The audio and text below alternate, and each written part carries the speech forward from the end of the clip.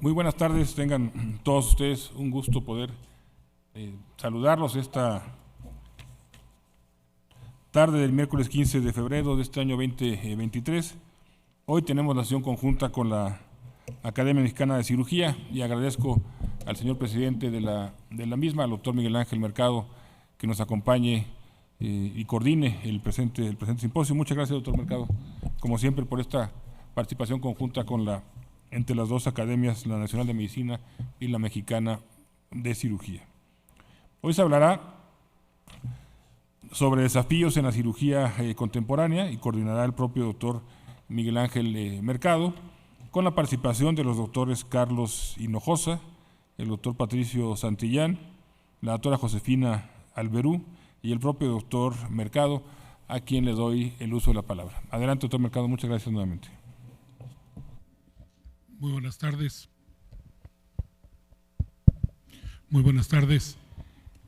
Agradezco al doctor Germán Fajardo habernos invitado. Esto es, como ustedes todos saben, es una tradición que ambas academias compartan de alguna manera sesiones conjuntas desde hace muchos años, y siempre cuando se prepara con esmero este tipo de participaciones, porque como lo comentaba yo en la inauguración del año académico de la Academia de Cirugía, y después de haber escuchado el discurso de apertura de año académico del doctor Fajardo, hay planes de trabajo conjunto que tendremos tiempo de desarrollar, y aunque es una cuestión ya establecida, pero es una muy buena oportunidad para estrechar los lazos entre ambas academias. La semana que entra tendremos el gusto de tener a la Academia Nacional de Medicina con nosotros en un título muy atractivo que han puesto: Encuentros y Desencuentros entre Cirugía y Medicina. Este programa también se ve extraordinariamente atractivo. Bien, hemos escogido 4 temas que nos parecieron interesantes, que son desafíos de la cirugía contemporánea. Vamos a iniciar con alterar un poco el orden que habíamos puesto de la sesión.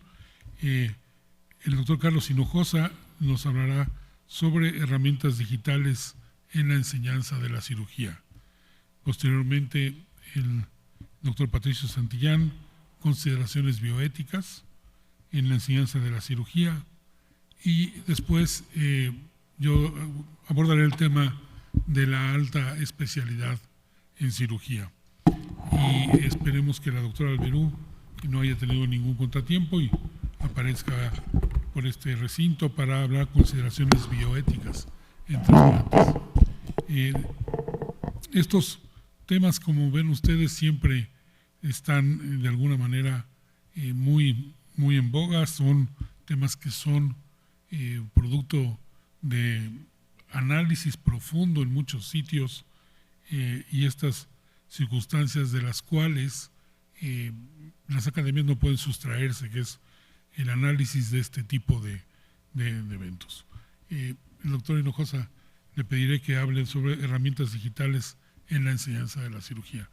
El doctor Hinojosa es presidente del Comité Científico de la Academia de Cirugía, funge en el momento como director de investigación del Instituto Nacional de Ciencias Médicas y Nutrición Salvador Subirán, y es académico también de la Academia Nacional de Medicina.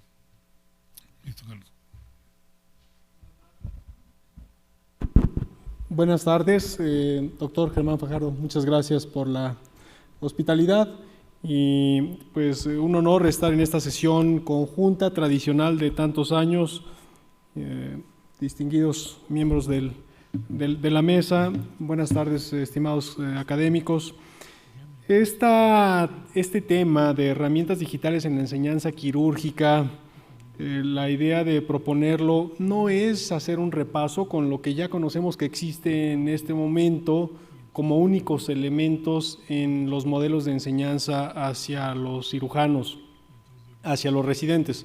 Es de todos conocidos la transición que llevamos en las últimas décadas y el avance de los desarrollos digitales que nos permiten adoptar nuevos modelos de enseñanza que son muy eficaces. Desde William Halsted, la revolución para la enseñanza quirúrgica no para. Es una revolución constante con nuevos elementos que ayudan a modificar ese modelo de enseñanza.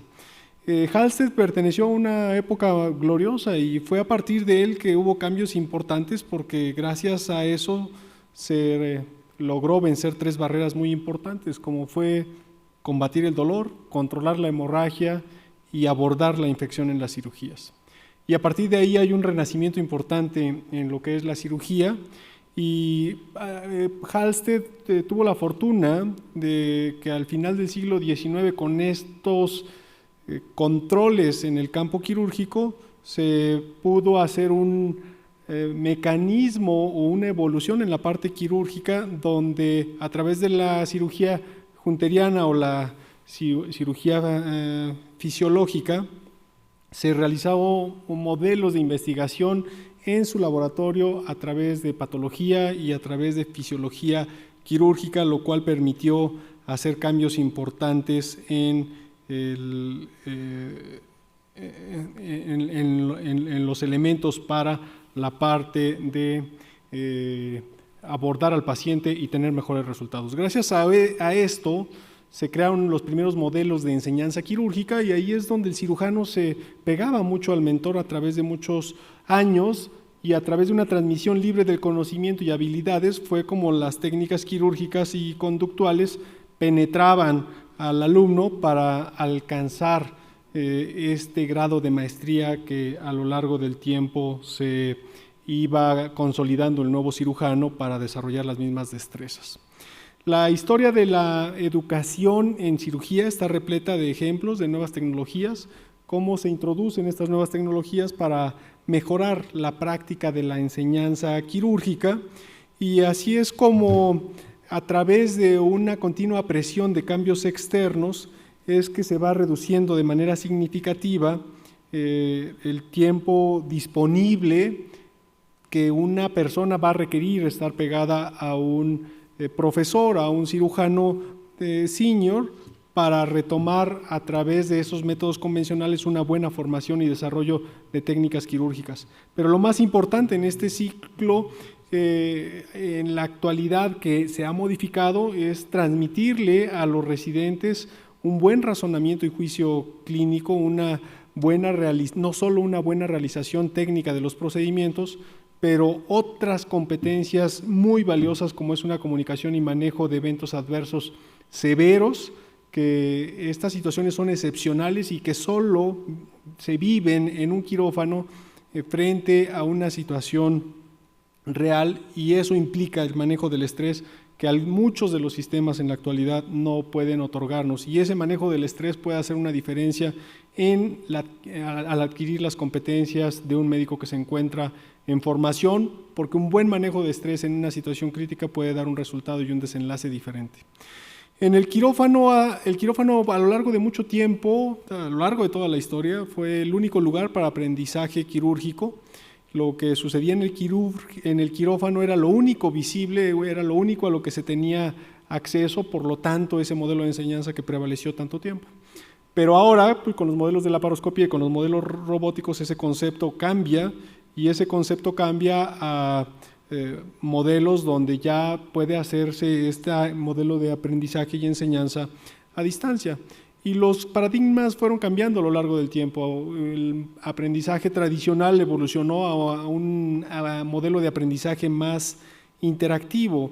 Este aprendizaje interactivo pues tiene ya algunas variables donde el residente, al tener no solo ese acercamiento con el paciente, sino a través de otras teorías del aprendizaje, van formalizando y haciendo una manera distinta de hacer la evaluación de las competencias del mismo residente.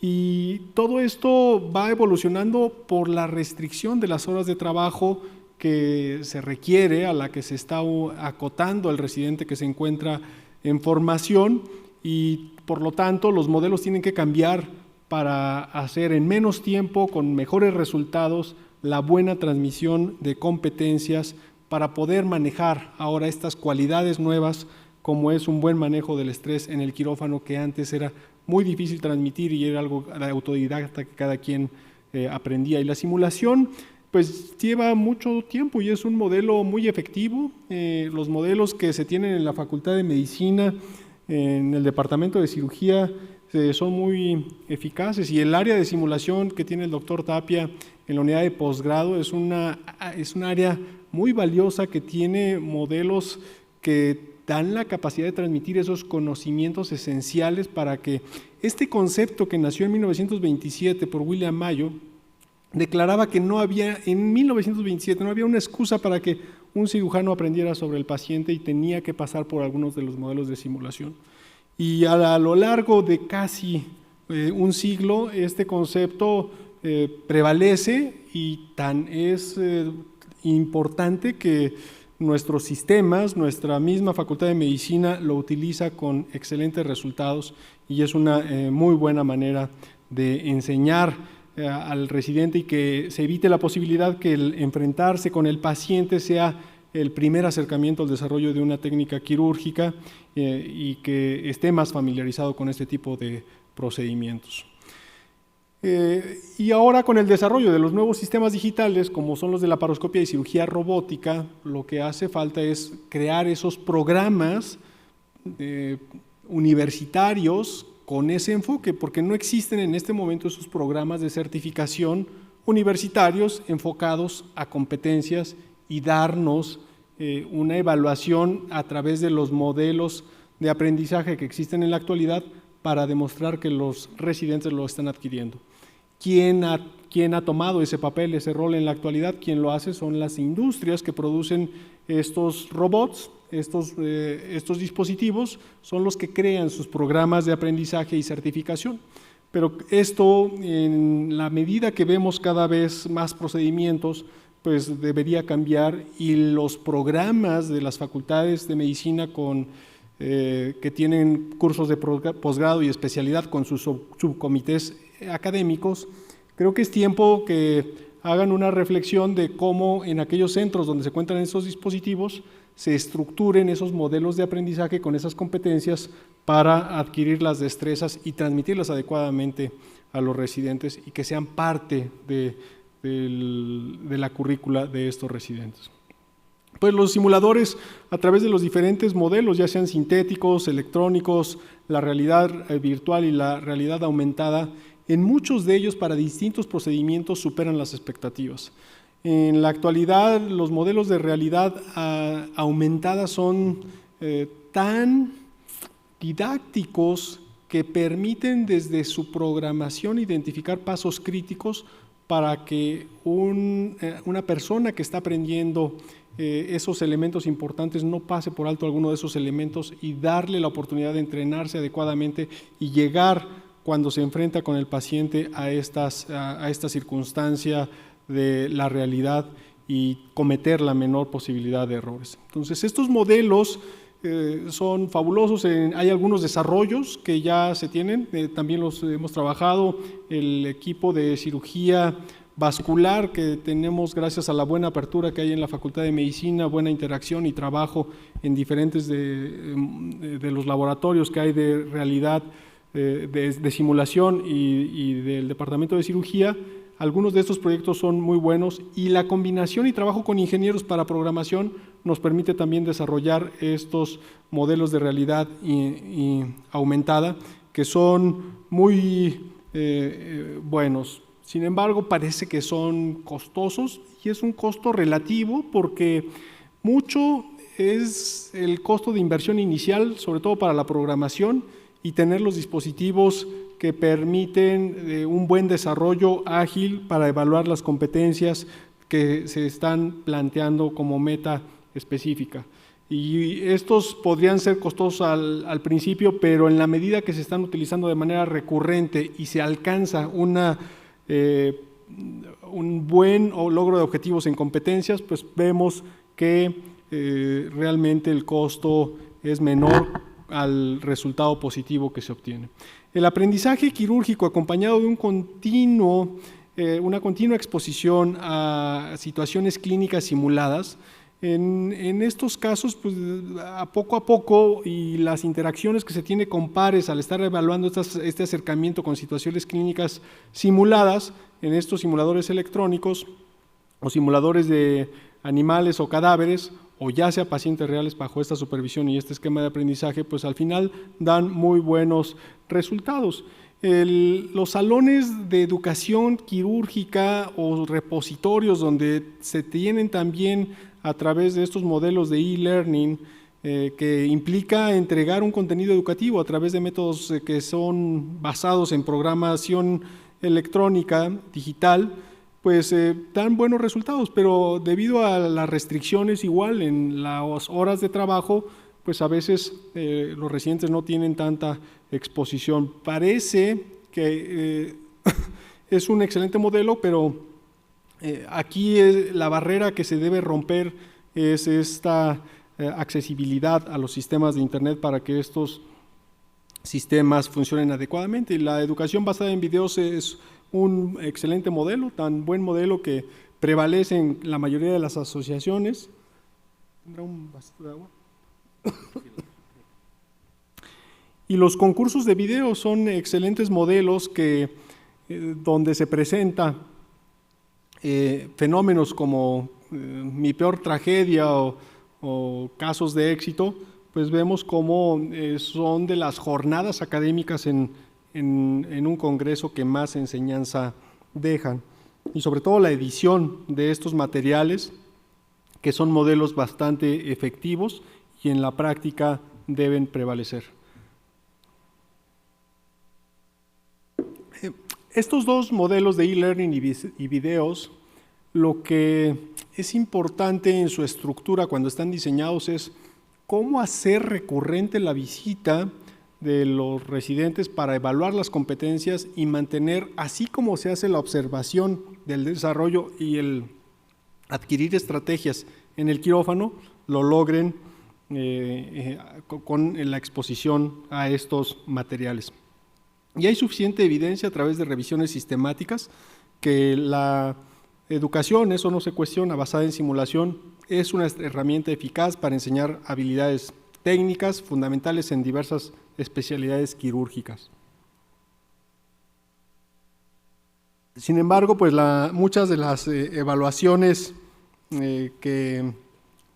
muchas de las simulaciones que hay en la actualidad pues se limitan a escenarios genéricos, no son tan específicas para distintos procedimientos, y todo eso es lo que en la actualidad se está mejorando. Sí se requiere de software muy caros. Precisamente en la mañana hablaba con el doctor Tapia en el centro de simulación de la unidad de posgrado sobre un software muy desarrollado para aprender competencias en cirugía vascular intracraneal o cirugía vascular periférica y cómo este software se puede adaptar a los simuladores que se tienen ahí.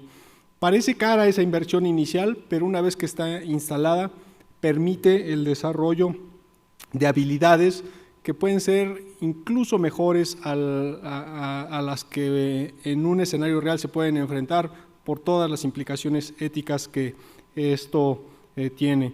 Entonces, con toda esta evidencia preliminar, la viabilidad y la utilidad de la simulación para que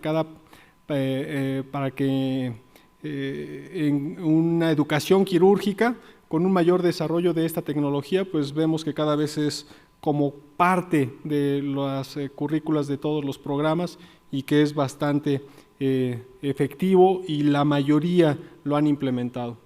Desde diferentes especialidades quirúrgicas, algunas casas comerciales vemos que ahora lo tienen como parte de sus elementos y llevan a muchos de los residentes a otros médicos para desarrollar, que no han desarrollado las competencias para desarrollarlas a través de una evaluación en base a resultados para que puedan utilizar sus dispositivos. Todo esto es algo continuo desde la etapa de que uno se expone a una nueva técnica quirúrgica, que aprende de ella hasta poder dominarla pasando por esa etapa de la simulación y convertirse en un experto para que la curva de aprendizaje sea más breve. Todas estas plataformas abiertas es importante ponerlas en reflexión porque pues con todos estos elementos hay algunas cosas que se pueden potenciar con este aprendizaje interactivo. No solo es tener y generar todo ese conocimiento y tenerlo en un repositorio, lo más interesante es que ese conocimiento esté bien organizado, que esté en plataformas abiertas a discusión, pero deben estar en plataformas que estén abiertas a discusión profesionalizadas. Estoy un poco en contra de que este conocimiento esté tan libre como sea una red social donde la interacción y el propósito y el objetivo se pierde, pero sí que esté abierta y de fácil acceso a todos aquellos que están cumpliendo sus objetivos y metas específicas. Y esto permite que los alumnos publiquen, hagan sus comentarios, tengan retroalimentación, compartan experiencias que sean interesantes para realizar debates, y esto lo hace de alguna manera más atractivo. Los usuarios pueden, el resto de colegas, a través de comentarios y preguntas, tener esa interacción más amplia y que al final pueden surgir ideas de debate a través de esta colaboración.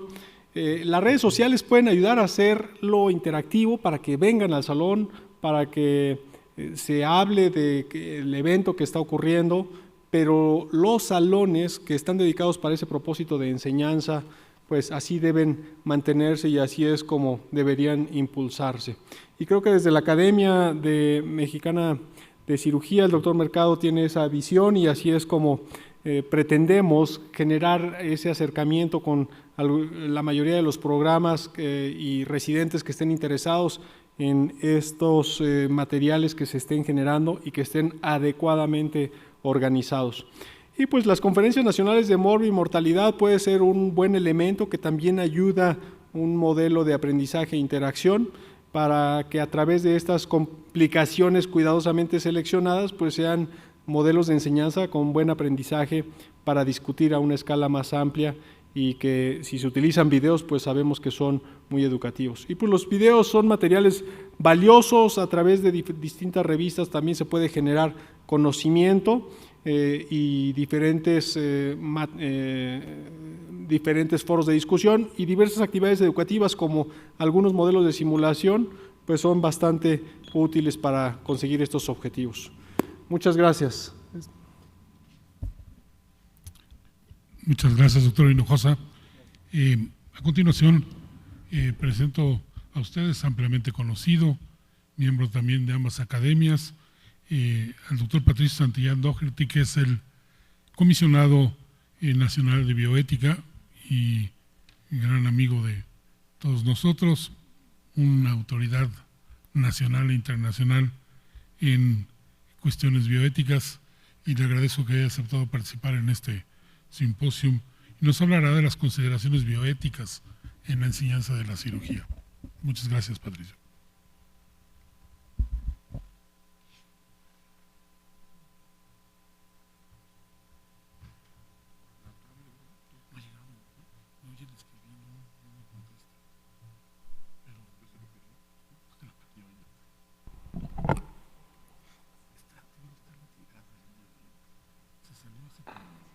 Muchas gracias, doctor Mercado, doctor Fajardo, estimados compañeros de la mesa, al público que está presente física y virtualmente, es por haberme invitado. Y me encargaron hablar sobre consideraciones bioéticas en la enseñanza quirúrgica.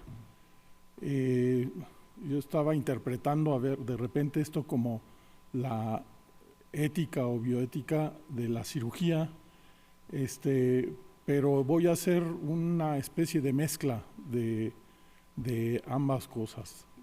El problema de la enseñanza entraña problemas éticos a considerarse, y la enseñanza de la bioética en el ámbito quirúrgico es igual de o más relevante como lo es en el resto de la medicina.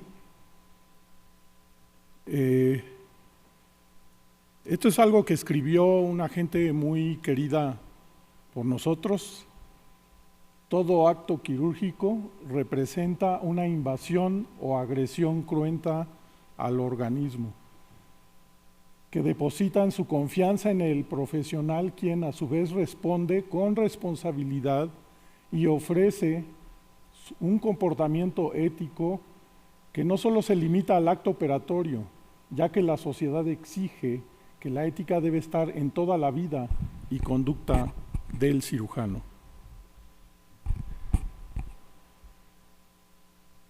El doctor Rivero Serrano, que recientemente nos dejó, tenía preocupaciones de índole ético en la actividad quirúrgica y además era un ejemplo que nos permite seguir en cuanto al comportamiento, que finalmente ética tiene que ver con eso, con el comportamiento, con el carácter, de cómo desarrolla uno su propio carácter sin interferencia de ninguna otra fuerza externa en el quehacer cotidiano de nosotros.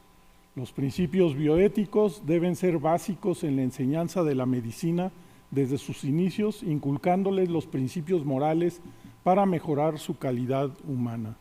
El doctor César Atié, presidente también que fue de la Academia Mexicana de Cirugía, escribió esto y esto lo uso para indicar la importancia de la presencia de la reflexión bioética en el quehacer quirúrgico en manera continua.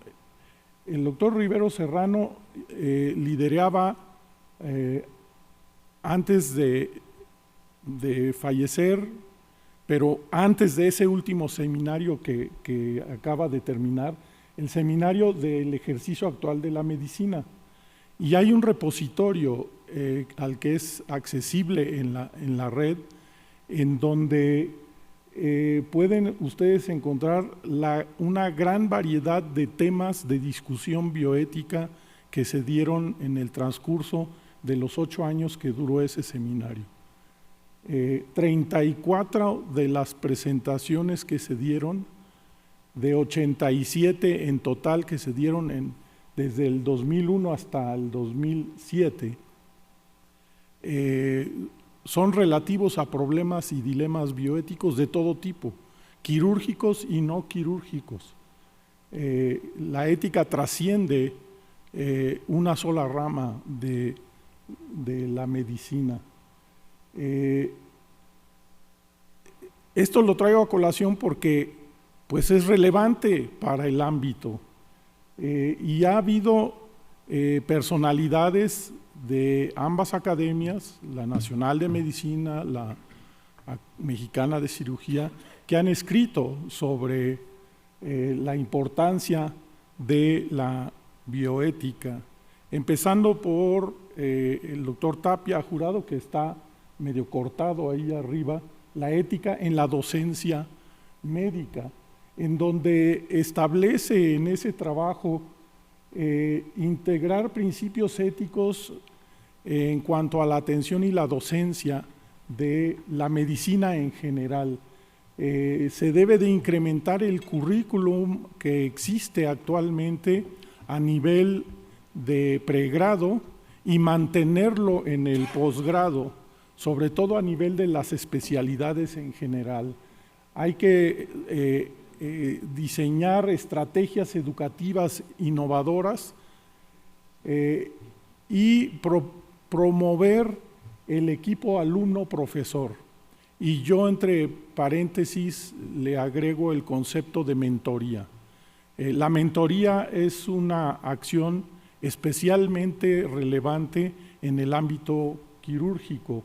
Hay que suprimir conductas perversas del entrenamiento que han sido discutidas ampliamente y han provocado lineamientos importantes para que cambian o tratan de cambiar la actitud que se da en muchas residencias médicas de nuestro país. Sin duda, la calidad de la docencia debe de mejorarse y hay que profesionalizar la docencia. El doctor Lifshitz, que de todos conocidos, habla de aspectos deontológicos, la comparación entre una visión consecuencialista de la ética en el ámbito médico o de los resultados finales que se espera de ella, y hace relación a una serie de principios y valores que tocaré brevemente nada más. Y el doctor Ruiz de Chávez, que me antecedió en la Comisión Nacional de Bioética, tiene un capítulo, una presentación sobre ética en la investigación quirúrgica, en donde establece que la investigación quirúrgica no debe de ser distinta de otros tipos de investigación en la biomedicina. Se deben de aplicar los mismos protocolos de acción, revisión, de presentación ante pares y de apertura ante la sociedad que se espera de cualquier otro proyecto de investigación.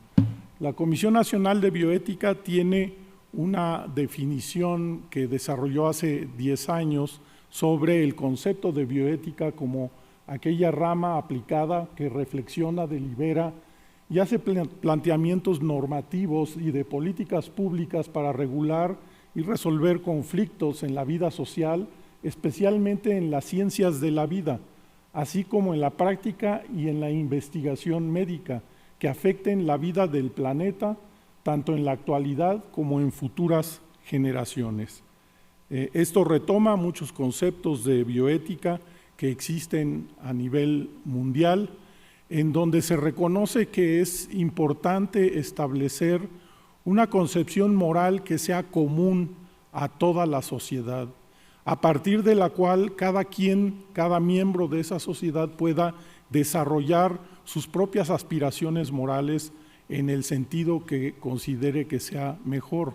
Sin embargo, tenemos que tener una base sólida que sea común a todos, y es lo que se conoce como ética civil, y los derechos humanos constituyen un modelo adecuado, aceptado por convención internacional, que ha servido mucho para tratar de lograr esta base moral que sea común a todos nosotros.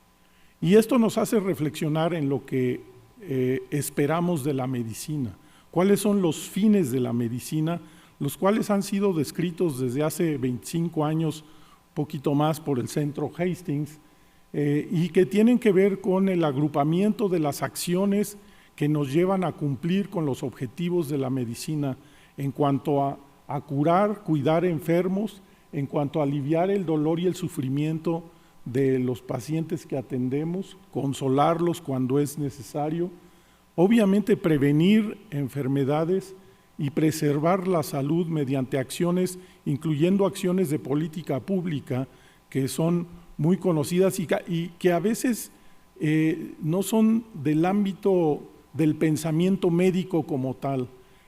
Pensamos que eso queda en el ámbito de la salubridad general y sin embargo impacta a pacientes individuales cuando no siguen reglas que todos conocemos: no fumar, cuidarse en la comida, en lo que toma uno, en lo que hace uno de manera cotidiana, en ponerse el cinturón de seguridad, etcétera. Y finalmente, evitar una muerte prematura y propiciar una muerte en paz. Todos estos son objetivos muy claros de la medicina que han sido desarrollados en un documento mucho más amplio y que nos permiten servir de guía hacia dónde ver en lo que tenemos que hacer en el ámbito médico. La cirugía tiene un problema un poquito particular desde mi punto de vista, porque por lo general pensamos que los cirujanos debemos de curar y cuidar enfermos y nada más, y eso es nuestra única aplicación.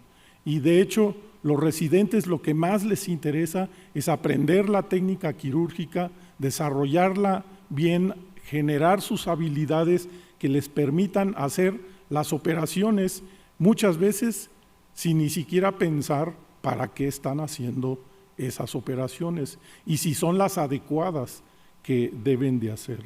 Porque todo lo que hacemos pues tiene que generar una amplitud y la cirugía tiene que ver los objetivos de la medicina como propios y no particularizarlos a un grupo de objetivos como si fuera lo único que debemos de hacer.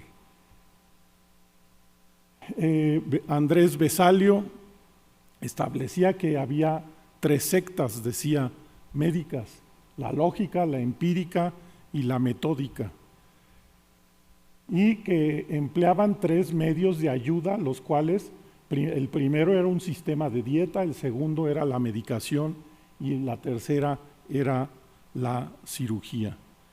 Y él se queja en ese prefacio que hace a su obra y que se lo dedica a Carlos V, se queja de que desafortunadamente por muchos años la actividad quirúrgica quedó un tanto de fuera de esas 3 sectas que yo me imagino que se refería a ellas porque lo veía como algo casi sagrado, y se dejó a la cirugía en manos de otras personas que no debían de practicarla. El doctor Hinojosa hace rato hacía mención de lo inadecuado de permitir que sistemas de simulación se pasen a través de medios masivos de comunicación. Y quiero pensar que la idea detrás de eso es evitar que otros empiecen a simular operaciones y que de repente piensen que las pueden hacer y entonces se sientan pues calificados para hacerlas. Hemos tenido ejemplos en la medicina al respecto, con todo lo de la cirugía estética y la cuestión de lo que hacen en salones de belleza. ¿Cómo es que logramos los objetivos de la medicina? Atendemos pacientes y a veces pensamos que es lo único que debemos de hacer, pero no, tenemos que participar en el proceso educativo de transmisión del conocimiento que tenemos. Y esa transmisión de conocimiento va de manera vertical, hacia arriba, hacia abajo, de manera transversal. Estamos en un ejemplo de esa transmisión de conocimiento ahorita, pero sobre todo con el principal interactor en el ámbito médico, que es el paciente. El paciente y su familia deben ser educados, merecen recibir educación apropiada, porque un paciente mal educado es un mal paciente. Y no me refiero a mal educado como grosero, sino un paciente que no sabe qué es lo que tiene que hacer, va a convertirse en un mal paciente.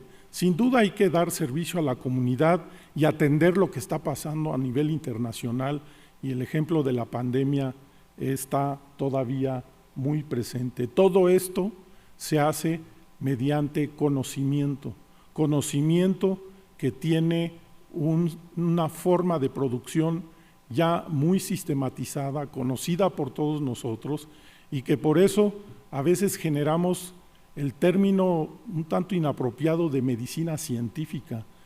Creo que podemos deshacernos de lo científico porque va implícito en la medicina. Y las formas alternativas de atención, esas yo diría que no son medicina, son formas alternativas de intentar resolver problemas, pero de una manera poco sistematizada y no generan evidencia que convenza a nadie.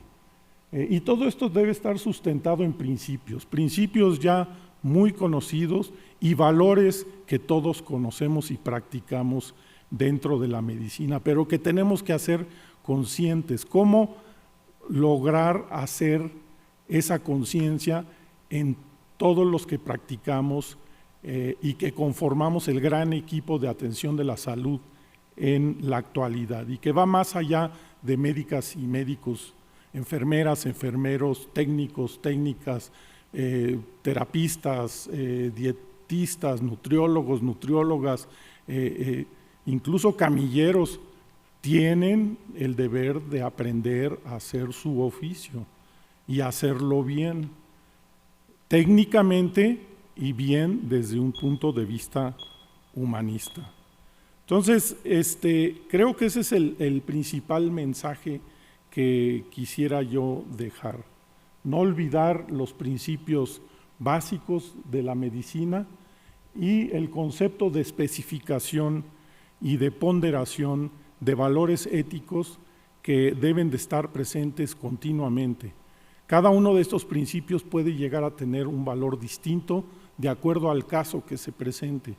Es muy variable, la interacción de esos principios es importante, pero en algunos casos, algunos dilemas, implica un principio predominantemente sobre otros. Y con esto doy por terminado mi presentación. Muchas gracias.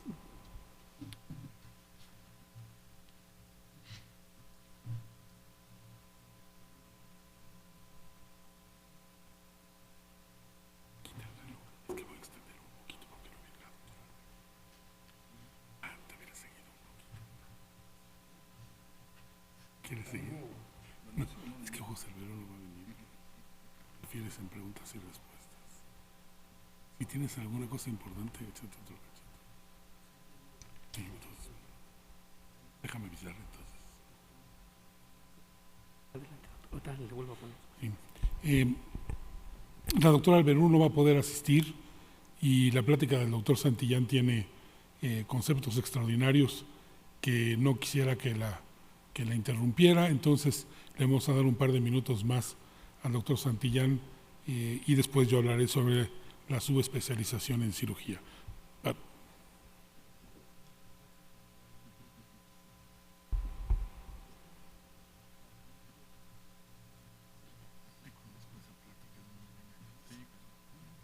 Que hable 15 minutos más, 10 minutos más.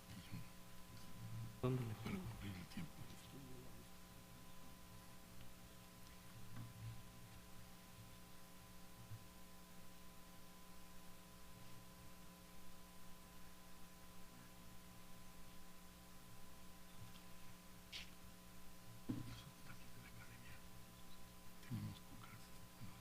Es que no, me parece muy chiquito. Bueno, agradezco la oportunidad de continuar un poquito con algunas otras cosas que no son expuestas por mí, sino por gente miembro de estas dos academias.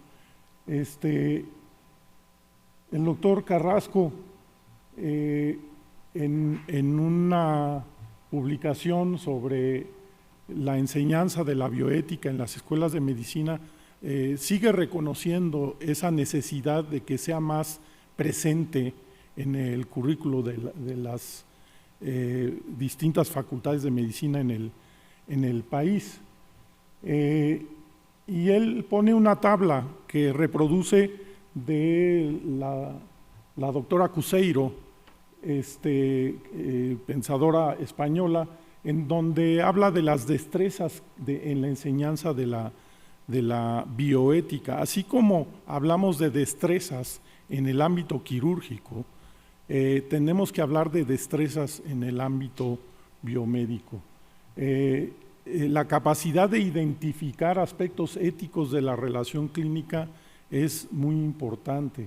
Realizar procesos de consentimiento, entendiendo lo que es el consentimiento informado como eso, como un proceso, y el cual desafortunadamente ha caído en un ámbito de tipo administrativo burocrático, donde la gente lo que está aprendiendo es que es un formato que hay que firmar y no un proceso que hay que tener de relación con el paciente. Saber cómo proceder ante un rechazo de tratamiento. A mí me llama mucho la atención en distintos hospitales que médicos, incluyendo médicos ya contratados, adscritos, hablan del concepto de alta por máximo beneficio. Y yo cada vez que oigo esto, les digo, ¿de qué me estás hablando con máximo beneficio?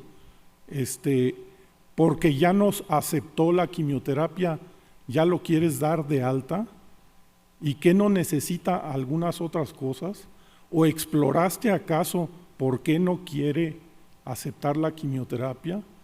A mí me tocó un caso que me marcó de un paciente que se iba a operar, que de repente me dijeron que no, que ya siempre no quería operar. Yo había hablado con él y entonces cuando llegué el día de la cirugía y me decían que se había cancelado porque el paciente no quería y entonces lo iban a dar de alta por máximo beneficio. Y fui a hablar con el paciente y le dije, oiga, ¿y por qué no se quiere operar? Si antier me dijo que estaba de acuerdo, yo le expliqué que tenía, en qué consistía la cirugía, los riesgos, etcétera. Sí, doctor, me da mucha pena, pero no, es que no quiero. Y le daba pena decir por qué no quería, pero finalmente sacó, bueno, doctor, la verdad es que mi hija lleva 30 años viviendo en Estados Unidos y llega dentro de 4 días y yo quiero verla y por eso no me quiero operar, porque tenía miedo de qué pudiera pasar en la cirugía. Y dije, oye, pues eso se resuelve muy fácil, ¿sí? Pues vamos a reprogramarlo. Y le propuse, oiga, y ya que venga su hija, ya que venga mi hija, hágame lo que quiera, doc. El problema no era que rechazaba la cirugía, el problema es que tenía una prioridad que no se había detectado de manera adecuada. Y eso es muy importante, cosas que tienen que salir en la relación con el paciente. Y la única forma de relacionarse con los pacientes es platicando, conversando con los pacientes, conversando de distintas cosas, de lo que les importa a los pacientes en un momento dado, ¿sí? Y eso tiene que ver también con el uso de tecnología médica y con el uso de prácticas que se están dando cada vez de manera más frecuente en pacientes con enfermedad terminal. Entonces, yo hablo mucho de la mentoría, lo mencioné, y hay ya muchas políticas y muchos programas que estimulan la mentoría. ¿Qué es la mentoría? Aprender a través de ver cómo es alguien más, ¿sí? Y que ese alguien más le pueda enseñar con el ejemplo a alguien que apenas se está desarrollando y además ayudarle y además explicarle cómo hacer las cosas. Finalmente es un modelo a seguir, requiere involucramiento, requiere una actitud compasiva y bondadosa y de apoyo, requiere ser un actor crítico, evaluador y asesor de las actividades del mentoreado, requiere tener cierto liderazgo en el campo y retar al mentoreado continuamente a que sea mejor, incluso mejor que el mentor. Y eso a veces nos cuesta trabajo, porque empieza a raspar el orgullo de cada quien. El Colegio Americano de Cirujanos tiene un programa, el Colegio Real de Cirujanos tiene un programa y las autoridades en Australia tienen programas y en distintas partes de Europa se está llevando a cabo, incluyendo en Sudamérica. Y tenemos que propiciar cada vez más, porque enseñando a través del ejemplo, a través del carácter, pues es como enseñamos ética, porque ética finalmente es carácter y comportamiento, ¿sí? Sin embargo, muchos programas de mentoría, y este es uno de la India, se dedica a revisar cosas en donde no incluyen el comportamiento ético, no incluyen esa valoración humanística de la relación del paciente, sino cuestiones más técnicas, habilidades quirúrgicas y conocimiento quirúrgico, cosas de seguridad y el checklist y cómo recolectar data y cómo revisarla y analizarla etcétera, mejorar la calidad, pero pues no aparece, la bioética no aparece en eso. Y creo que el concepto de mentoría es la forma de llevar a cabo una transformación en el comportamiento de gente que a veces necesita ver lo que hacen los demás o verlo para no hacerlo también, que es bastante frecuente en nuestro medio. Finalmente, hay métodos para ver y analizar cómo es el comportamiento de cada quien. Esto es solamente un ejemplo que hacen un sistema de cuadriculado, ponen 4 cuadrantes, valga la redundancia, de acuerdo a la conciencia que se tenga sobre el sistema cognitivo de uno mismo. ¿Qué tan consciente estoy de lo que estoy haciendo? ¿Qué tan inconsciente soy de lo que estoy haciendo? Y para un lado y para otro, ¿qué tanto impacta mis actitudes individualísticas con respecto de actitudes en relación con el colectivo que existe? El grupo de residentes en cada hospital es un colectivo y a veces encontramos cuestiones de relación interresidentes que son preocupantes y que no deberían de aparecer, y tenemos que generar formas de analizar lo que está pasando. Y termino con esto. Hace poco, hace unos años ya salió un intento de propuesta parecida al reporte Flexner, que fue de hace más de 100 años, de qué es lo que necesitamos actualmente en la educación. ¿Sí? Este documento está interesante, tiene 36 páginas, interviene una gente conocida por nosotros, pero los términos de salud, educación global, reforma o algo relacionado con reforma y aparecen en una cantidad muy grande. Y el término ética o éticas o ético aparece 11 veces nada más en ese documento de 36 páginas. ¿Estamos dándole la importancia que debemos al asunto? Pareciera que probablemente no, a pesar de que hablamos mucho de la bioética. ¿Sí? Una cosa es hablar de la bioética y otra cosa es qué vamos a hacer para llevar a la práctica eso.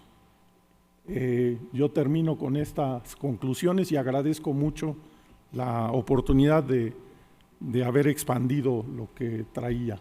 Muchas gracias.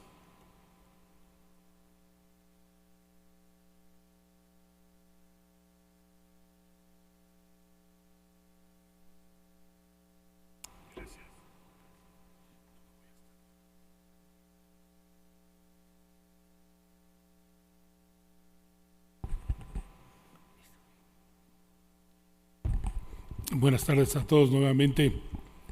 He escogido hablar sobre especialización en cirugía y vean ustedes cómo he puesto en paréntesis un problema semántico que aquí mismo hace unos años me tocó hablar con el doctor Leobardo Ruiz. Yo siempre hablo en subespecializaciones y él me corregía que de acuerdo a lo que ellos tenían es una sobreespecialización, implicando que subespecialización era una cuestión de que no llegaba uno a la especialidad y la sobre de que era un exceso de la especialización.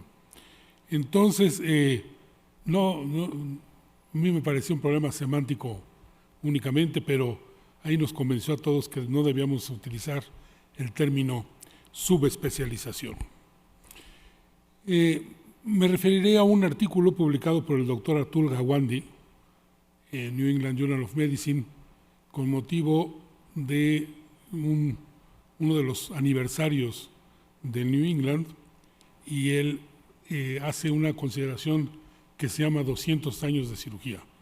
Dr. Gawande es un cirujano que está en Boston, es un cirujano muy, muy hábil, pertenece a minoría racial y ha sido asesor del presidente Obama y luego lo pusieron en receso tantito y ahorita nuevamente es uno de los asesores fuertes del profesor Biden, del presidente Biden, y yo he tenido oportunidad de verlo y tratarlo en American Surgical, que es una asociación equivalente a las academias de los cirujanos, y sus consideraciones sobre la cirugía son muy interesantes.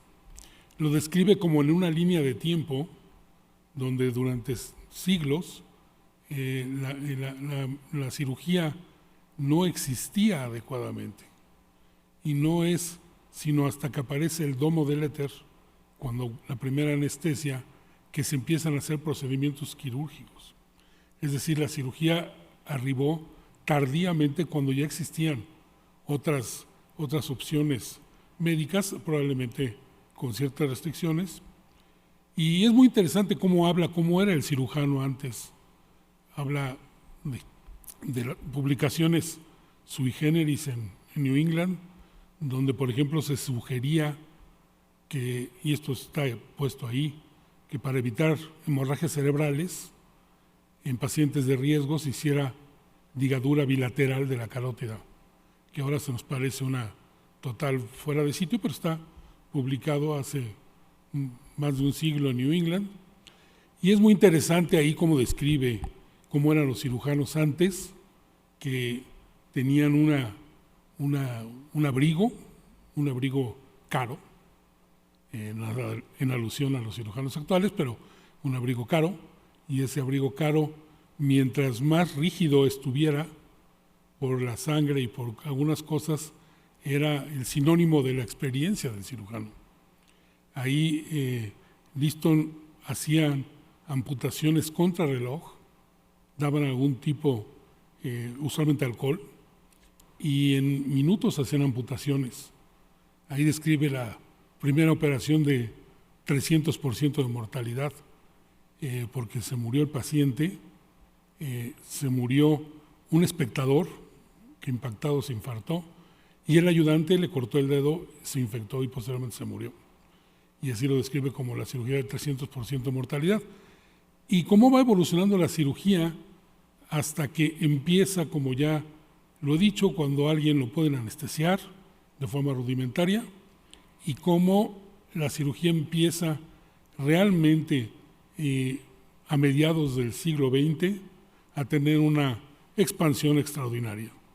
Empezaba a hacerse un tipo de cirugía que empezaba por sí sola a exigir que un cirujano se dedicara a una sola parte de este órgano o sistema.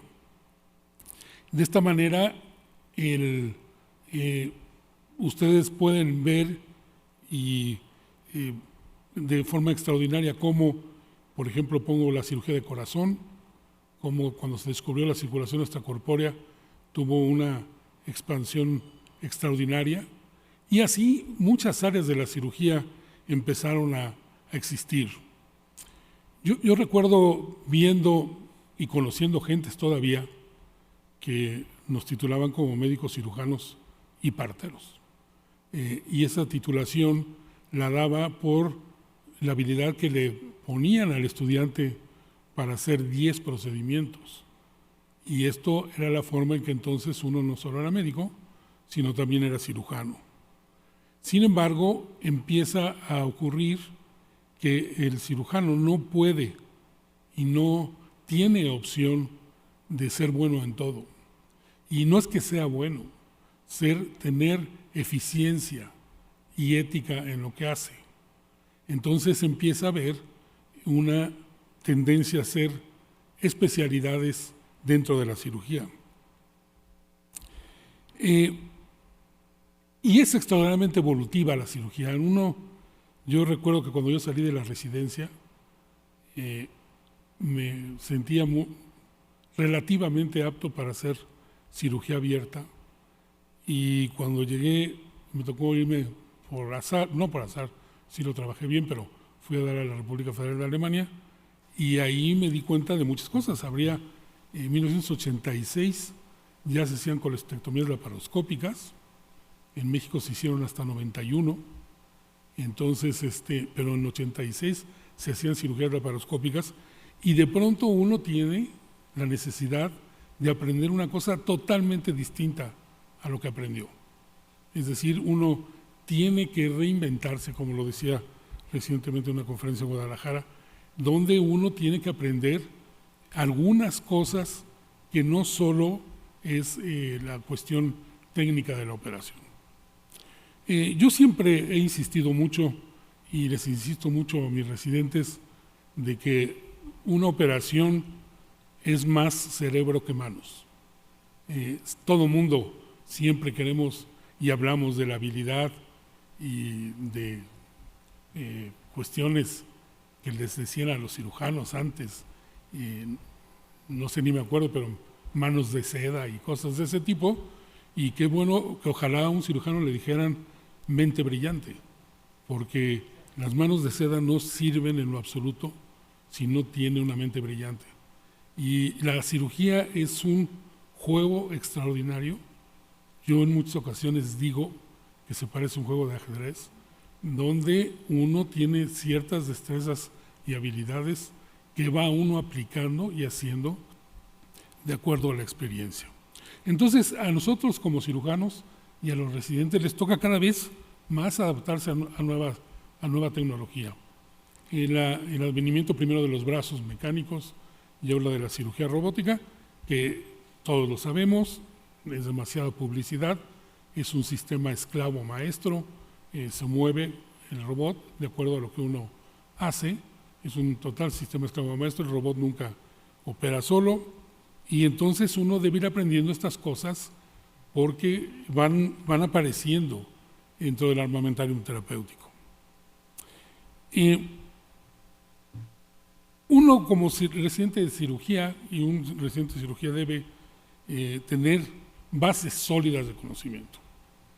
No quiero esto generalizarlo, pero una de las grandes cosas que el instituto tenía o tiene es la rotación por medicina interna. Entonces todos los cirujanos, los tres que estamos aquí, hicimos medicina interna y luego cirugía. Y eso nos daba algunas capacidades de raciocinio y adquirimos capacidades o destrezas de comunicación, además de las habilidades técnicas. Y uno tiene que desarrollar como cirujano un excelente juicio clínico. Es muy interesante el saber, yo insisto mucho, la habilidad técnica la adquiere uno con repetición. No se requiere un talento extraordinario, es más el razonar la operación. Y uno debe entender que como cirujano, y como todos, que uno no es el escogido del universo. Es uno totalmente reemplazable. El cirujano tiene que entender que no puede hacer todo. Y uno veía, no había otra forma. Antes los cirujanos operaban muchas cosas. Don Clemente Robles, que todos conocemos, inició la cirugía pediátrica, la cirugía cardiovascular, la cirugía neurológica, y yo les diría que los primeros 1000 procedimientos en nutrición los hizo él. Ahora es imposible que uno sea al mismo tiempo jefe de 4 hospitales porque no tiene uno la capacidad, ni el entrenamiento, ni los conocimientos para poder hacer al mismo tiempo cirugía neurológica que cirugía pediátrica, que cirugía cardiovascular. Y entonces desde ahí empiezan estas cosas. Claro, siempre hay que admirarlos, eran sus momentos. Si estuvieran vivos al momento actual, serían cirujanos sobresalientes en el área a que se dedicaran.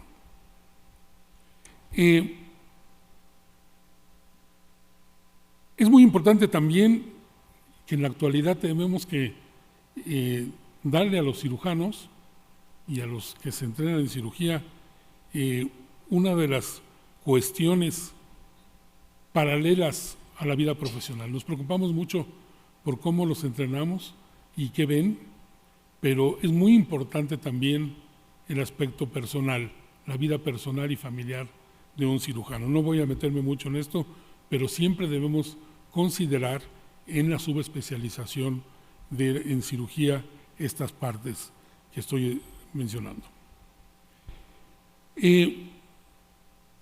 Nos hemos convertido, y ayer que tuvimos la sesión conjunta con la Secretaría de Salud, una de las cosas que les comentaban al señor Secretario de Salud era los salarios, y es entendible esto. El médico se hace un obrero altamente calificado, y entonces esto deja que ver cosas.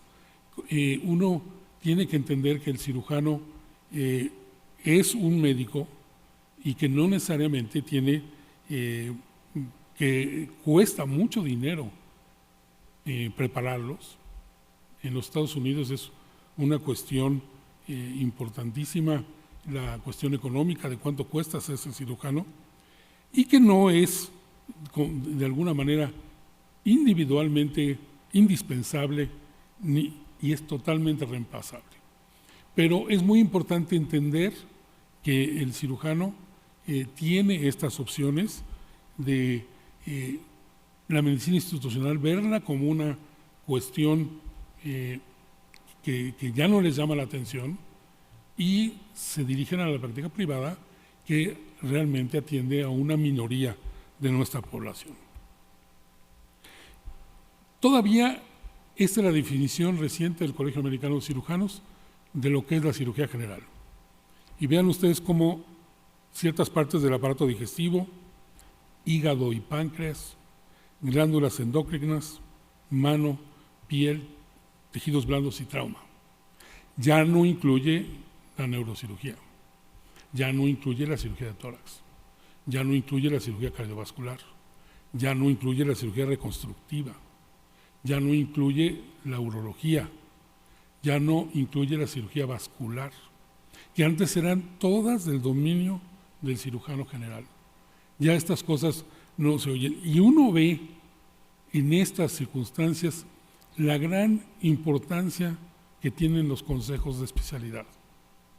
Hoy en nuestro país el único límite para hacer una resección hepática en un cirujano general es su conciencia. Si él no necesariamente tiene que demostrar que tiene preparación para hacer una resección hepática, es simplemente que se lo permite un certificado. Entonces, por eso es muy importante que en todas las áreas quirúrgicas reforcemos, y desde las academias, a los consejos de especialidad. Es muy importante esto porque cada vez empiezan a aparecer una serie de cosas, y yo veo, por ejemplo, las extraordinarias cosas que hace el doctor Hinojosa en cirugía vascular, y uno dice, bueno, esto es imposible que yo lo haga. Poner un injerto de aorta ascendente por un acceso percutáneo requiere un entrenamiento muy especial que ya el mismo cirujano no se anima a hacerlo. La cirugía colorectal que se hacía antes era simplemente una resección de colon y después la mutilación completa del recto y del ano.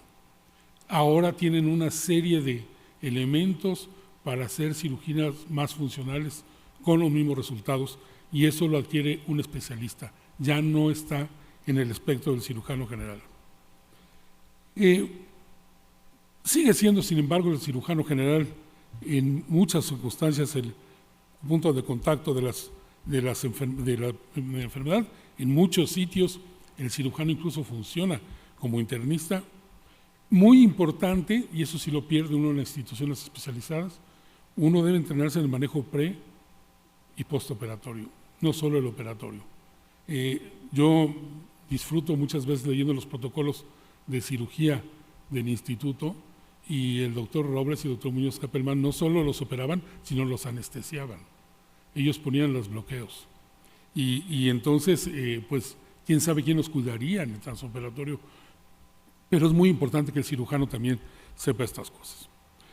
Desarrollar, y esto lo da el tiempo, las destrezas de cirugía abierta, y entonces, muy importante también, que el cirujano participe en prevención.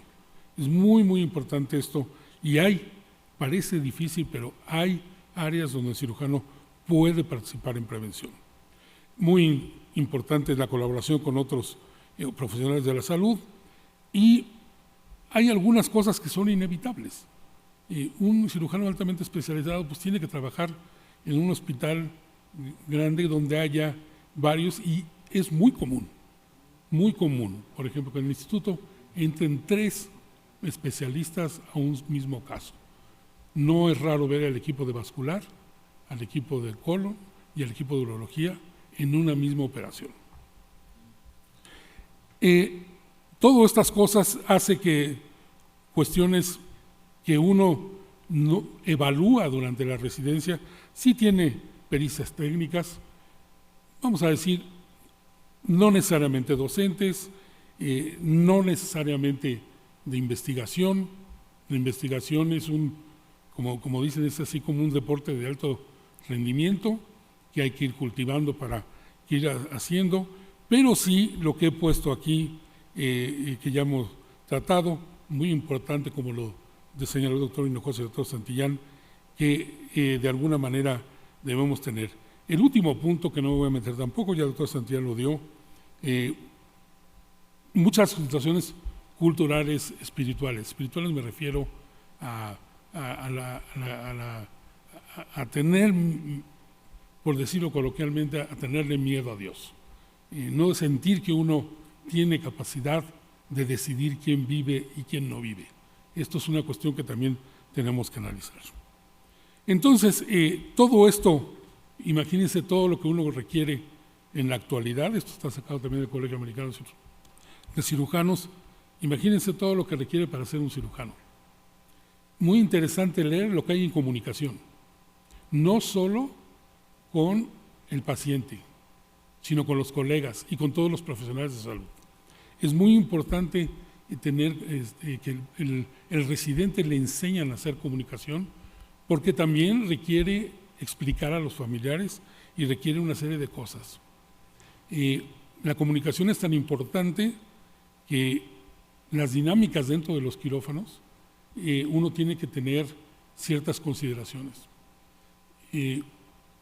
No lo puedo gobernar totalmente, pero yo no permito que en el instituto en una operación se grite. No tiene uno por qué gritarle a nadie.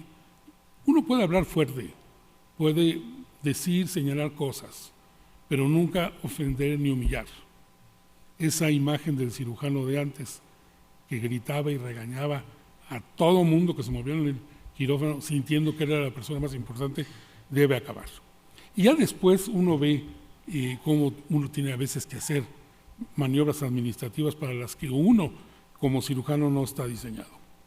De alguna manera todo se puede ir adquiriendo paulatinamente, la enseñanza, la evaluación y los profesores capacitados. Yo creo que ahora no hay un cirujano que sea capaz de enseñar cirugía general. Todos los cursos de cirugía general están dados por subespecialistas que dan una parte del entrenamiento en cirugía. Es decir, por ejemplo, en el instituto, la cirugía, cuando vemos el residente ve cirugía de hígado y páncreas, la da asesorado por un cirujano hepatopancreatobiliar. Cuando da cirugía de colon, lo da asesorado por un cirujano de colon.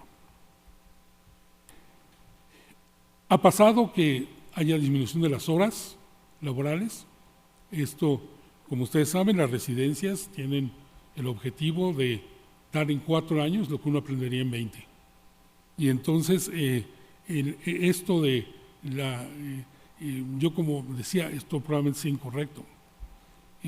Yo hace 40 años yo quería ser residente de nutrición a cualquier precio y no me importaba quedarme mucho. El doctor Santillán era mi jefe de residentes y no me importaba, me quería quedar a las operaciones aunque tuviera muchas horas trabajando. Claro, no es deseable, como pone el ejemplo, no nos gustaría que alguien que trae un avión de Europa, un piloto nos regrese. Siempre el cirujano tiene que estar descansado y alerta, y eso antes no se tomaba en cuenta. Pero sí es importante ver que la reducción en las horas laborales de la residencia tiene una repercusión en la enseñanza. No me voy a meter nada más en la grave repercusión que tuvo la pandemia en la preparación de residentes en cirugía. Termino con esto para decirles que cuando uno tiene una especialidad o alta especialidad, es el círculo virtuoso más extraordinario que uno puede imaginar.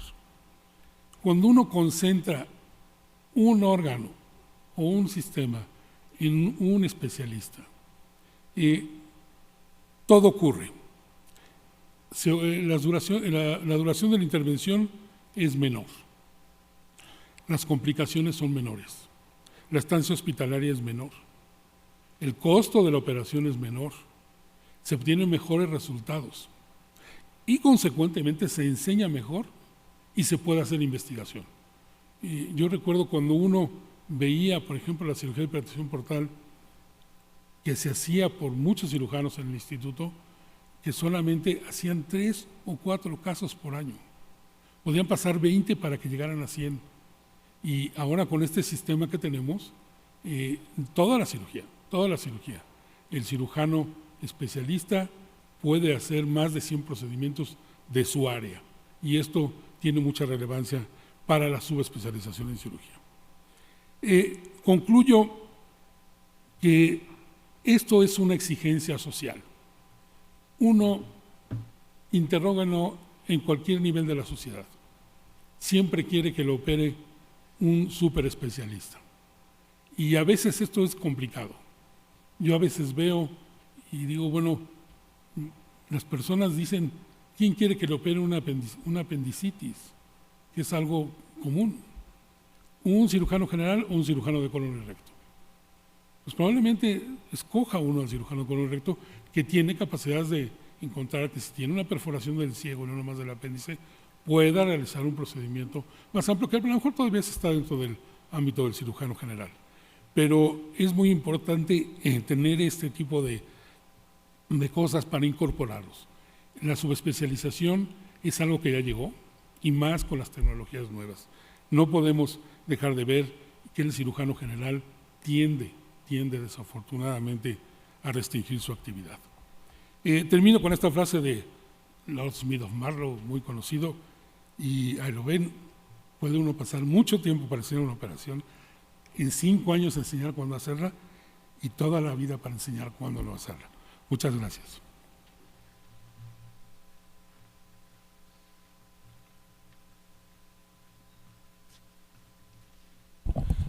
Muchas gracias, doctor Mercado. Si gusta coordinar las preguntas y comentarios, por favor. No sé si alguien quiera hacer un comentario. Sí. Sí, buenas tardes. Sí, gracias. Soy el doctor Gilberto Vázquez de Anda, soy profesor investigador de la Facultad de Medicina de la Universidad Autónoma del Estado de México y académico de esta academia. Tengo 3 años de jubilado después de 30 años de hacer terapia intensiva aquí en el Hospital de Especialidades y convivir con residentes de todas las especialidades, y de lo cual siempre me he sentido orgulloso de ello. Pero al llegar y dedicarme completamente a pregrado, entonces empiezo a ver algunas situaciones en relación a la problemática actual de estos médicos que están, estas nuevas generaciones, y es en función tal vez a que al menos en mi facultad y en una privada que también doy clases en la ciudad de Toluca, por cierto de la UNAM, afiliada a la UNAM, el contacto con los chicos, vean ustedes qué es la problemática, o al menos que a mí me llama la atención. En los 5 años de carrera se invierten aproximadamente 18,000 horas, el estudiante los dedica a sentirse estudiante de medicina. Pongamos que no estudia 18,000 horas, ¿no? Pero le dedica 18,000 horas a la Facultad de Medicina. A mis alumnos de 5º año, cuando les pregunto ¿de cuántos pacientes te has hecho responsable?, la respuesta es asombrosa. 3, 5. Entonces, ¿Cómo puede ser eso? O sea, nuestros estudiantes están teniendo el sentido de responsabilidad hacia un paciente demasiado tarde desde mi punto de vista. Entonces, llegan al internado, llegan al servicio y quieren rápidamente pasar a la residencia, convirtiendo la facultad de la carrera de medicina en un entre la prepa y la especialidad. ¿Para qué quieren entrar a la especialidad? Para adquirir el sentido de responsabilidad, sentirse médicos atendiendo pacientes y adquirir todas las habilidades que supuestamente debieron de haber aprendido, habilidades y competencias que debieron de haber aprendido durante la carrera. Esto, entonces, o sea, sí surge esta pregunta, que es, ¿qué tipo de residentes estamos recibiendo cuando que en quinto año tienen un mínimo de pacientes que se hicieron responsables? Y cuando les pregunto, ¿y cuándo esperan empezar a ver pacientes? Y es una generalidad que me dicen hasta que tenga cédula profesional. Algo está sucediendo, ¿no? Y no es en una escuela ni en un programa específico de la del Estado de México, sino también en alumnos de otras universidades. Entonces, esto que vemos de bioética, por ejemplo, ya no, o sea, el mejor momento es desde que empieza la carrera. El mejor momento es desde que en etapas tempranas empiecen ellos a tener sentido de responsabilidad de la vida de otra persona. Y no hasta que lleguen y quieran aprender valores éticos o principios éticos durante el internado de pregrado, porque ahí copian o ven lo que los otros hacen. Y ya no en la residencia, quizá ya más tarde, y bueno, y ahora la pregunta también, ¿qué hay de los subespecialistas? ¿Es el inter entre la salida de la carrera y queda la especialidad en algo intermedio? ¿No estará sucediendo lo mismo? Habría que preguntar, o sea, este deseo de cada vez subespecializarse en un país donde donde el requerimiento y la necesidad de médicos es muy elevada. Tal vez la solución va a estar exponerlos desde más temprano a la responsabilidad de la práctica clínica. Gracias. No sé si Carlos o Patricio quisieran hacer algún comentario sobre lo que comentó el doctor.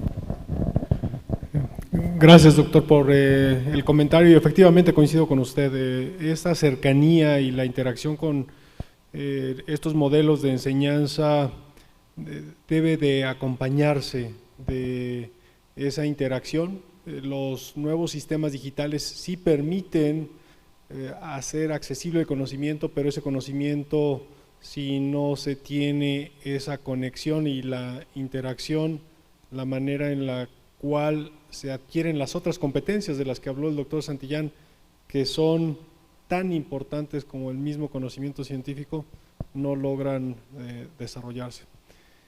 Las plataformas y los nuevos modelos de enseñanza digitales son una excelente herramienta que debe acompañar a esta otra dimensión del aprendizaje quirúrgico. Coincido. Gracias. Sin duda coincido totalmente con el comentario y creo que haríamos bien en reflexionar profundamente sobre esto. Digamos que el emprendimiento médico tiene que ver con la relación humana, y si esa relación humana no se da, o se da de una manera muy tardía, o se está escondiendo a través de otros mecanismos de enseñanza, como los ya mencionados, y no los estoy menospreciando, son muy útiles, pero digamos algoritmos, sistemas de educación, videos, clases, Zoom, etcétera, no pueden suplir la relación de vivencia que se da con la interacción directa con un ser humano que es el paciente. Entonces, y eso debe de aparecer de manera muy temprana en la carrera. Yo creo que haríamos bien en reflexionar al respecto.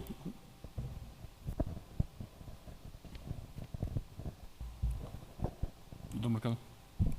Yo quisiera hacer un par de preguntas muy concretas. Hablaba lo del doctor Hinojosa de la importancia que ha tenido desde hace ya algunas décadas los simuladores en la formación del médico, particularmente en la formación de posgrado, ¿no?, de los residentes. Sin embargo, esto ha sido en alguna manera, o sigue siendo, algo más bien voluntario, ¿no? El hecho que los residentes vayan a los centros de simulación, el hecho que los residentes realicen algún procedimiento, alguna intervención, es totalmente voluntario, depende del profesor que los anime a ir, a estar. Hay algunos cursos específicos, pero al final no ha sucedido lo que muchos pensaron o pensamos que iba a suceder, como en los simuladores aéreos, ¿no?, que era obligatorio, ¿no?, pasar cierto número de procedimientos o de horas en el simulador, probar que uno lo sabe utilizar, que no va a causarle un daño al paciente, antes de hacer el procedimiento en el mismo, ¿no?, en el paciente. ¿Por qué esto no ha sucedido? ¿Por falta de simuladores, por falta de estímulos? ¿Por qué no hay un certificado que diga este residente, este doctor ya pasó determinadas horas, determinado tiempo, lo hizo adecuadamente y lo puede realizar en el paciente? Esta sería la primera. Y la segunda, que va de la mano, y que también es para el doctor Santillán, es hoy día con nuevas tecnologías, particularmente, por ejemplo, con el robot, ¿no?, con el Da Vinci, con el único que tenemos disponible. La mayoría de los médicos, de los residentes, de los cirujanos, de los urólogos, de la gente que utiliza el robot, no se formó, en la mayoría de hospitales públicos no hay un robot, ¿no? Sin embargo, cuando se van a la práctica privada, lo usan, ¿no? Y para usarlo vas a un curso en Colombia que dura 3 días o 4 días, ¿no?, y regresas y ya lo puedes usar, ¿no? Eso, quien decide si lo puedes usar o no es quien te vende el aparato, ¿no? Cosa que me parece gravísima desde el punto de vista ético, ¿no? Pero esa es nuestra realidad. A lo mejor la academia tendría que hacer un posicionamiento o tendría que tomar una actitud en ese sentido. ¿Qué deberíamos hacer en estos casos, ¿no? En este caso de nueva tecnología, no solo el robot, no es la única, en los casos de nueva tecnología que está a disposición, que hay un conocimiento, una presión incluso para utilizarla, que está disponible, y las certificaciones de 3 días o 4 días en ir a tomar un curso en otro país. ¿Qué comentarios pudiéramos tener en estos dos aspectos? Gracias. Gracias, doctor Fajardo. Voy a contestar las dos, aunque con un enfoque distinto. El doctor Santillán contestará desde el punto de vista bioético. La primera no se utiliza, yo creo, porque no teníamos la necesidad, no estábamos en esa frontera, dado que los centros tenían una capacidad que podía ofrecer en sus modelos de enseñanza suficiente exposición a los residentes para adquirir sus competencias. En la sesión inaugural de la Academia Mexicana de Cirugía, el secretario de Salud anunció que de 700 plazas que teníamos en cirugía, se incrementa este año a casi 1,800 plazas de residentes de cirugía, con la misma infraestructura, se triplica. Necesitamos ahora de esas herramientas de enseñanza y de esos modelos para que desarrollen las competencias técnicas. Y no se utilizaban y no se habían desarrollado porque no existía esa necesidad. Y no porque sean caros, simplemente porque no existe la estructura dedicada pedagógicamente con un fragmento de Gore-Tex en una tabla de madera. Yo puedo con un castro viejo y una sutura enseñarle a un residente a montar adecuadamente su aguja y dar los puntos precisos cuando está realizando alguna anastomosis. Y así existen modelos de cirugía laparoscópica en una caja de cartón con una lámpara, y ahí se pueden hacer destrezas que se han validado. El doctor Mauricio Sierra en nutrición, él desarrolló un modelo donde dentro de esa caja se cumplen ciertas destrezas para que desarrollen sus competencias. Si tuviéramos esa estructura, creo que tenemos capacidad, ese modelo de aprendizaje tenemos de capacidad para que no solo se enseñen o se formen a 1,800 nuevos médicos residentes, Si existen esos centros de aprendizaje para desarrollar destrezas, probablemente tendríamos capacidad de formar más. Lo que no se puede perder es lo que acaba de mencionar el doctor Santillán, la interacción. Esos 1800 necesitan de la participación clínica, de la cercanía con el paciente, de la interacción con el maestro, porque las destrezas técnicas probablemente las van a desarrollar, pero esas otras competencias ya no es uno a uno como ocurre en el quirófano, que sí necesitamos enseñarle a un residente a cada uno cómo montar la aguja, supervisarlo, cambiar, hacer la exposición, cambiar de ángulos, visión, y creo que no se ha explotado porque no estábamos en esa frontera. Y el segundo punto, quizá es solo reflexión, dejaré que el doctor Santillán haga el análisis más profundo. Yo también lo mencioné, que en el mundo no existe un plan universitario para certificar esas competencias en robot, y que quizá es una postura, es una buena postura de la academia, pero lo mejor es trabajar ya desde los subcomités académicos para crear los programas.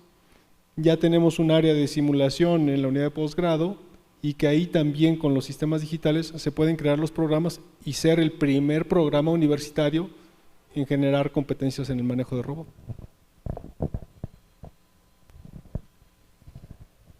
Pues, a ver, me quedo pensando que yo me hice experto en manejo de mediastinitis gracias a la cirugía laparoscópica y la cirugía de hiato.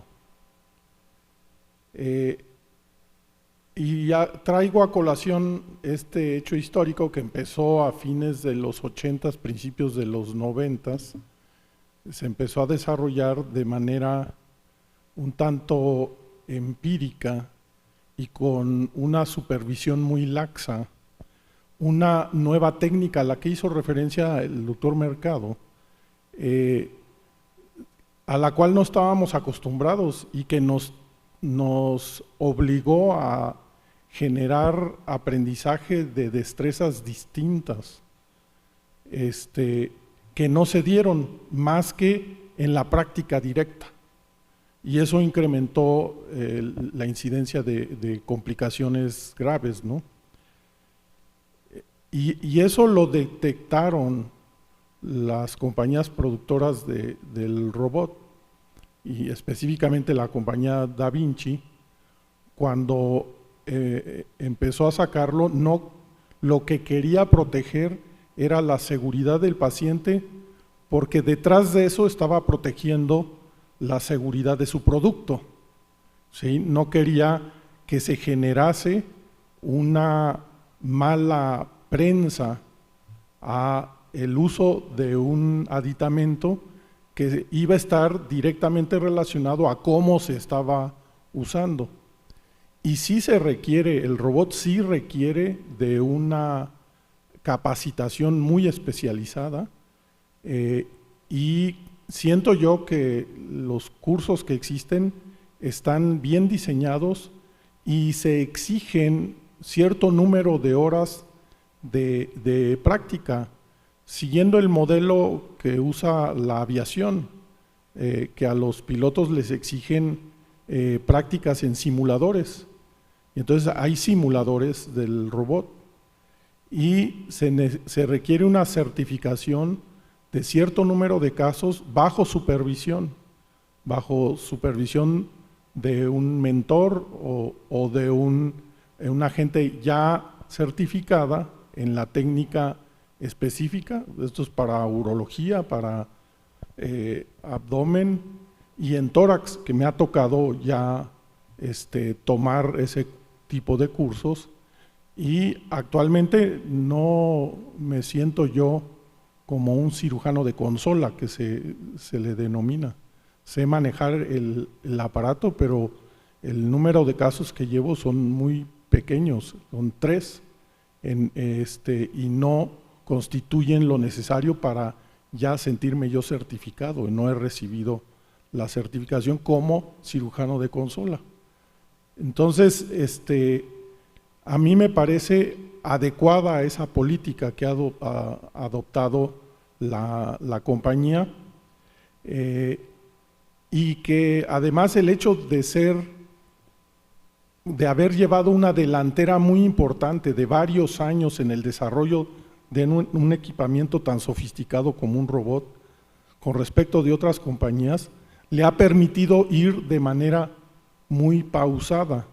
Ahorita se va a poner más complicada la situación porque están empezando a salir equipamientos de distintas compañías, en donde la presión comercial va a generar una presión para que se empiecen a utilizar rápidamente y a lo mejor reduce esa necesidad de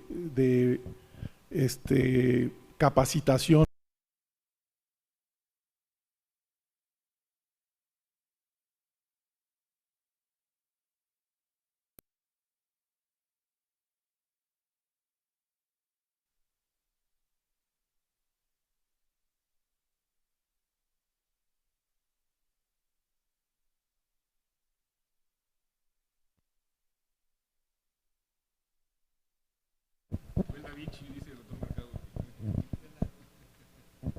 Precisamente ese es uno de los problemas que puede pasar con el robot, que se vaya la luz, ¿sí? O alguien se tropieza con el cable que está conectado a la luz, y parte de la capacitación tiene que ver con eso, cómo resolver ese tipo de problemas. La cirugía endoscópica no tuvo esa minuciosidad en la capacitación requerida.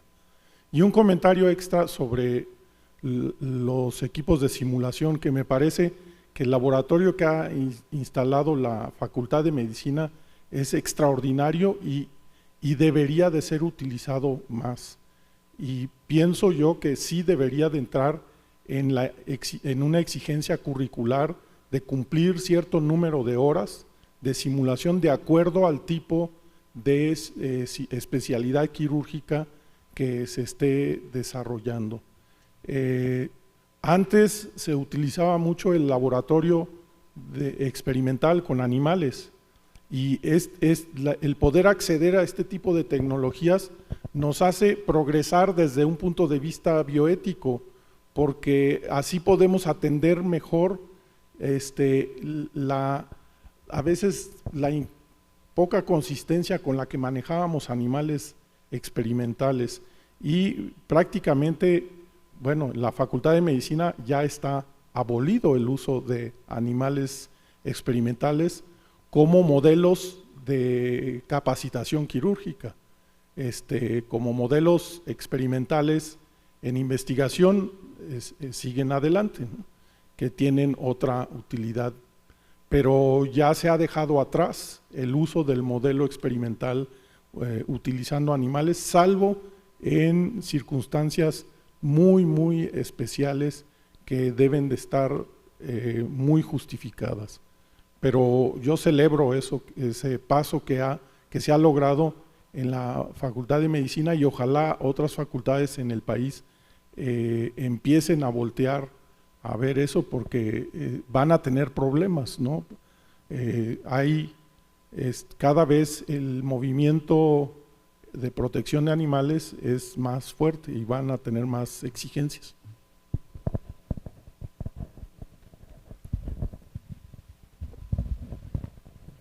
Gracias, doctor Mercado.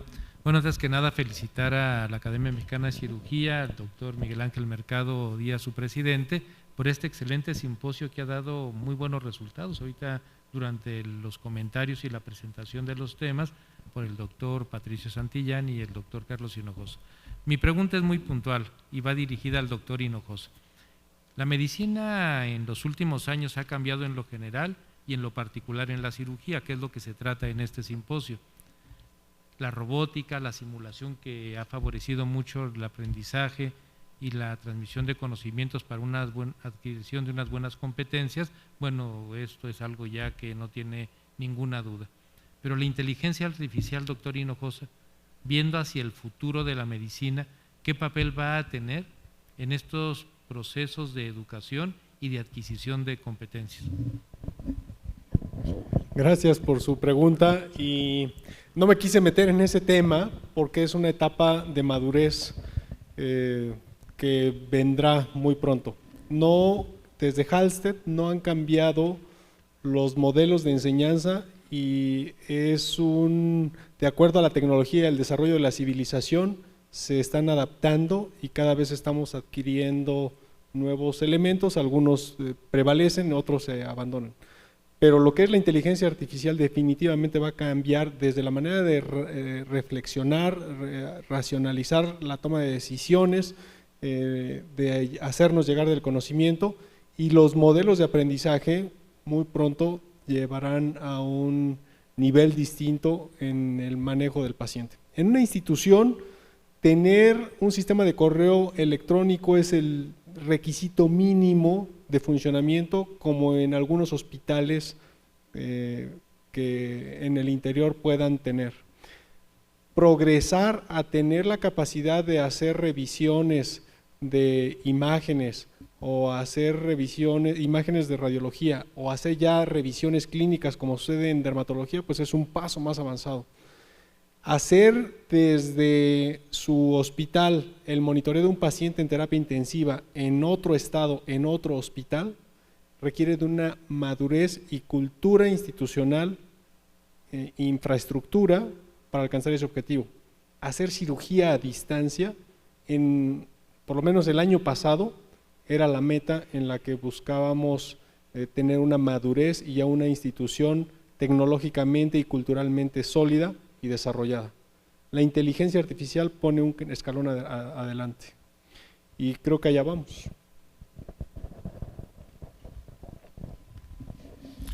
Bien, muchas gracias, agradezco.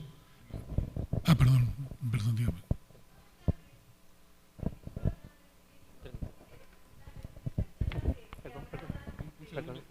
Un segundo, está apagado el micrófono, por favor. Muchas gracias. Buenas tardes, Mariluz Roldán de Su Médico. Quisiera preguntarles, hablaban de estos modelos de enseñanza con realidad virtual, con realidad, ya más avanzados, y quisiera preguntarles si en México se cuentan con los suficientes equipos para que se avance en este tipo de enseñanza, o en qué áreas se tendrá que mejorar, si en el sector salud a lo mejor se deberían de reforzar este tipo de prácticas, y también de todo esto que nos comentaban de enseñanza, ¿en qué áreas creen que se debería de trabajar más todavía? Gracias. ¿Quién quiere responder esa pregunta que ha hecho la doctora?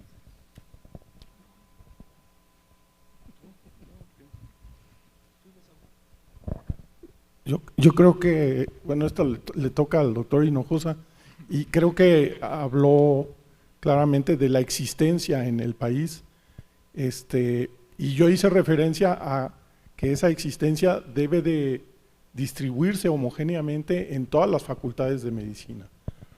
El paradigma ahorita de la enseñanza mediante modelos de este tipo de simulación es la Facultad de Medicina de la UNAM, y podrían hacer un reportaje sobre ese centro, que es modelo, creo que a nivel latinoamericano, si no es que del continente. Y yo quería hacer un comentario sobre inteligencia artificial, porque por azares del destino estoy participando en un grupo con el Consejo de Europa y la Comisión de Bioética y Derechos Humanos del Consejo de Europa, en un grupo redactor sobre el efecto que se espera de la inteligencia artificial en la relación paciente-médico. Y es una cuestión que está en curso, pero lo que podría decir yo ahorita es que, y creo que hay que tener mucho cuidado, es que la inteligencia artificial muestra una gran potencialidad de utilidades en el ámbito médico, pero requiere de un gran cuidado en la elaboración de los distintos sistemas de inteligencia artificial que están siendo desarrollados, que son muy variados. Hay inteligencia artificial diagnóstica y de manejo de datos, etcétera. Cada una es distinta y hay que entenderla en ese contexto. Y finalmente, una de las recomendaciones es que se sigan las normas que ya tenemos para el desarrollo de otras tecnologías, en donde se ha revisado y que haya participación directa de los grupos médicos que van a estar involucrados en esa inteligencia artificial particular. No podemos dejar en manos de programadores el desarrollo de esa inteligencia artificial, porque una de las preocupaciones es que se generen sesgos particulares de los programadores que están haciendo los algoritmos, y entonces puede haber algoritmos que incluso impacten negativamente en poblaciones minoritarias, que nuestro país es muy heterogéneo y eso pudiera pasar, porque lo más probable es que nosotros seamos consumidores de la inteligencia artificial y no productores de la inteligencia artificial, que lo ideal sería que nosotros desarrolláramos programas de inteligencia artificial especialmente diseñados para lo que necesitamos aquí. Bien, agradezco a todos los que están en línea también y a todos los que están aquí en el auditorio. Muy agradecido con el doctor Germán Fajardo y su mesa directiva por la invitación a participar en este simposio. Ojalá puedan acudir el martes que entra en la Academia de Cirugía, donde estará Encuentros y Desencuentros de la Cirugía y la Medicina, que coordinará el doctor Fajardo. Muchas gracias, doctor Fajardo. Muchas gracias. Muchas gracias, doctor Mercado. Yo quisiera hacer un breve comentario de los dos últimos preguntas, los últimos participaciones. El primero en relación a la simulación, particularmente de posgrado. Sin lugar a dudas, a mi juicio, hace falta una mayor presencia de centros de simulación en el país, y no me refiero tanto a escuelas de medicina, que casi todas las escuelas, casi todas las facultades de medicina tienen el centro de simulación. Nosotros tenemos, la facultad tiene dos, el de pregrado y el de posgrado. Sin embargo, yo creo que los hospitales, particularmente los hospitales de alta especialidad, deben de tener, o incluso también los hospitales generales, deben de tener un centro de simulación, como ocurre en otras latitudes. El Instituto de Nutrición tiene uno hace muchos años, ¿no? Un par de décadas, ¿no? Aquí la doctora Sepúlveda puso en marcha en el Centro Médico Nacional un centro de simulación muy grande también, que es un modelo a seguir, aquí abajo del auditorio principal, y en varios delegaciones, digamos, del Instituto Mexicano de Seguro Social también lo cuenta, pero ha sido, a mi juicio, es todavía insuficiente y debe seguir creciendo en otros ámbitos. Y en relación a la inteligencia artificial, creo que es un tema que la academia también debería de ocuparse en un futuro cercano. A mí lo que me queda claro es que la inteligencia artificial nos debe de ayudar en la relación médico-paciente, y en todo caso lo que nos debe dar es más tiempo. Es más tiempo para estar con el paciente, más tiempo para comprender sus necesidades, para estar cerca de él, porque la inteligencia artificial nos va a ayudar de entrada con preguntas que ya no tenemos que hacer, digamos, ¿no? Porque ya la inteligencia artificial ya no las dio. Entonces yo creo que sí es un tema que, contrario a lo que a veces se habla, que la tecnología nos debe o nos va a deshumanizar o nos ha deshumanizado, yo creo que en este caso la tecnología nos debe de humanizar por el tiempo que estamos ganando en este sentido. Yo quisiera agradecer nuevamente al doctor Mercado, al doctor Hinojosa, por supuesto al doctor Santillán, y quisiera invitarlos a la semana que entra a nuestra sesión. La semana que entra nos toca la sesión conjunta con la Academia Mexicana de la Lengua, Influencias Literarias de la Vocación Médica, que coordinará el doctor Fabio Salamanca, con la participación del doctor Julio Sotelo, con la participación del doctor Alberto Lifshitz y con el presidente de la Academia Mexicana de la Lengua, el doctor Gonzalo Celorio. Muchísimas gracias a todos, que tengan muy buena noche. Tienes una